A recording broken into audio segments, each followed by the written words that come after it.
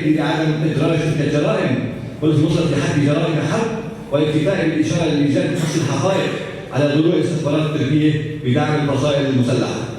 فنزوح أكثر من 300,000 مدني من مدينة عفرين، وما زال النزوح مستمرا لهذه اللحظة بسبب ضغط الحكومة التركية والفصائل المسلحة الموالية لها على سكان الكرد، حيث أصبح عدد الكرد في عفرين يتجاوز 23% في كبرى عمليات التغيير الديموغرافي إذا هيئة الدولة القومية، فعزمت على تنفيذ خطة ذات أبعاد سياسية وتبعيات خطيرة على الجغرافيا والديموغرافية في العراق وسوريا، مستفيدة من حدودها مع كلا البلدين، فعملت إلى دعم الحراك السوري من خلال دعم الأطراف الراديكالية والمتشددة وفتح جميع قنوات التواصل مع المعارضين في الداخل والخارج، وابعاد لجميع الأطراف الديمقراطية المؤمنة بالحوار والحل السياسي المتمثل بمشروع الإدارة الذاتية الديمقراطية. برجواندي يكم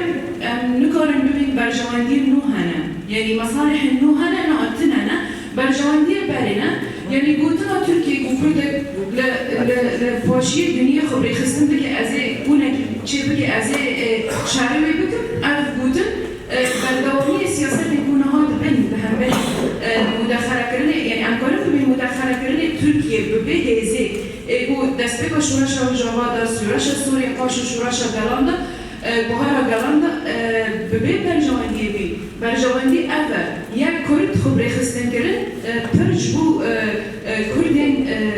بجبو تركيا جبو سر رژیم ترکیه پر اوار پر خطر دبینه جبو خیالی،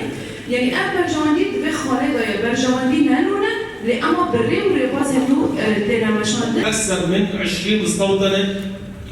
قامت في عفرين من قبل منظمات ذات